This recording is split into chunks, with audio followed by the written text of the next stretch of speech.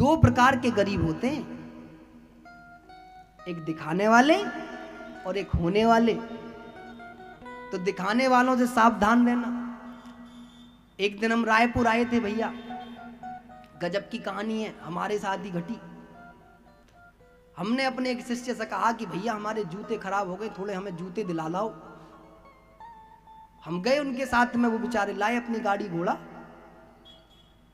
तो जूते देखने गए। एक जूते की मार्केट है वहाँ, बहुत बढ़िया, वहाँ बढ़िया बढ़िया जूते मिले, नाम हमें नहीं पता लेकिन टंगे बहुत बढ़िया बढ़िया रहे। तो हमने कहा ये सबसे अच्छी मार्केट होगी, तो हम गए वहाँ जूते लेने अपने। तो वो जो बेचारे हमारे भक्त थे, उन्होंने कहा कि महाराज जी जरा गाड़ी पार्किंग में लगानी पड़ेगी, आप थोड़ी देर के लिए खड़े हो जाओ। हमने कहा भैया हो गए खड़े, हम हो गए। वो पार्किंग में लगा के आए, एक बड़ो बूढ़ो एकदम बिल्कुल लकड़ी सो, और वहाँ ने जैसी हमें देखी तो वहाँ ने हमारी धोती पकड़ ली ऐसे करके, बोले भैया, बोले हाँ, बोले भूख लग रही है। मैंने कहा हाँ काका, कुछ ना कुछ खवाएंगे तुमको। बोले हाँ भैया, और आंखों से आंसू भी आ गए। हमने कही भी भगवान ने बड़ी इस पर बुरी स्थिति कर रखी है। मैंने कहा काका तुम एक दिन का भोजन क्या करोगे, मैं तुम्हारे लिए कोई अच्छी व्यवस्था कर देता हूँ। तो मेरे तो दिमाग में तुरंत बैठ गई, मैंने काका को कहीं पर एक अच्छे स्थान पर नियुक्ति कर देंगे तो काका का जीवन ठीक हो जाएगा। तो काका ने कहा हाँ भैया कर देना, लेकिन तुम्हारी ना वो काकी भी है साथ में। मैंने कहा आप चिंता मत करो, आप दोनों की मैं पूरी व्यवस्था करूंगा। तो बोला व्यवस्था नहीं, आप केवल एक समय का भोजन दे दो। मेरे बेटों ने मुझे यहाँ पर ट्रेन से छोड़ दिया है, तो मुझे वापस जाने के लिए पैसे चाहिए, तो हम भोजन करके रात की ट्रेन में वापस चले जाएंगे। मैंने कि भाई इसके बेटे बड़े नालायक। मैंने काका तुम क्यों जाओगे, आप हमें बेटा मान लो, इतना मालदार आदमी बेटा बन रहा है और तुमको क्या चाहिए, उनकी तरफ क्यों जा रहे हो। बोले नहीं नहीं, आप बस हमको 160 रुपए की थाली आती है उसके पैसे दे दो। मैंने की कोई धर्मात्मा आदमी है बेचारा, स्वाभिमानी आदमी है। तो मैंने की अब हमारी जेब तो हमेशा खाली रहे, हमारी जेब में कभी पैसे नहीं रहे। और जब से मोदी जी ने वो यूपीआई जैसा सिस्टम निकाल दिया ना कि फोन से ही इधर उधर से लेन देन कर लो, तो हम तो और फ्री हो गए।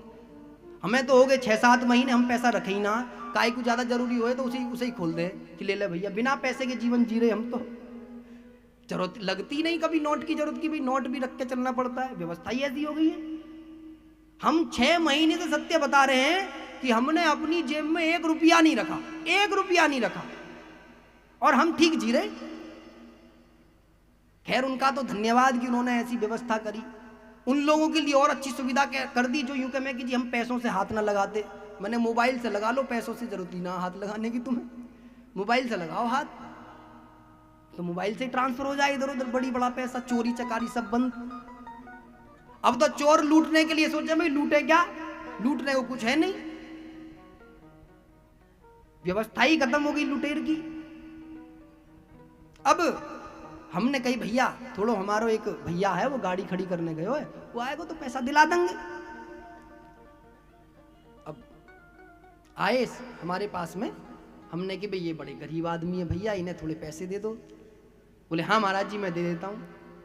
तो बोले कितने, बोले भैया ये 160 की थाली बता रहे हैं, इनकी एक काकी जी भी हैं, तो 160 के हिसाब से 2 जने भोजन कर लेंगे। कह रहे हैं हम शाम की ट्रेन है तो 100-150 रुपये और फालतू दे दो, 500 रुपये ने दे दो पूरे मिला करके, ये ट्रेन से चले जाएंगे अपने गाँव वापस। हमारे भैया ने वो जेब से पैसा निकाले और काका को दे दिए। हम गाड़ी में बैठे, हमें एकदम से भगवान ने पता नहीं क्या प्रेरणा दी, हमें डाउट हुआ। मैंने कहा रुक जाओ भाई। बोले क्या, बोले काका ने काकी काकी बहुत बार कही, लेकिन काकी दिख कहीं नहीं रही। तो मेरे मन में ये भाव आया कि भाई काकी के पास तक काका जाएंगे जरूर, जब दोनों भूखे हैं तो काकी के पास तक जाएंगे। तो मैंने अपने उनको कहा भैया जरा गाड़ी रोक लियो, जरा देखो भाई काकी जो है कहाँ पर है, क्या पता ज्यादा दयनीय स्थिति हो, कभी इलाज कराना पड़े तो इस हिसाब से देख लो। तो हमारे वाह भैया ने थोड़ी देर रुक के इंतजार किया और काका की नजर हमने दोनों तरफ रखी। काका को लगा कि गुरुजी तो चले गए, तो काका ने दूसरा, हमने देखो कि एक ऐसी जैसे धोती हमारी पकड़ रो, काका अब दूसरी की पकड़ रो है। हमने कहा भी आज तो हम ठग गए। तो हमारे साथ जो भैया है वो बोले महाराज जी ठग गए, ये तो 500 की झाड़ी बन गई आकी, तो अब यहाँ ने सुबह से कितनों की झाड़ी बना दी होगी। मैंने कहा भी बड़ी समस्या आकी भी, जब हम जैसा आदमी बन सके तो समाज तो यूं ही बन जाएगा।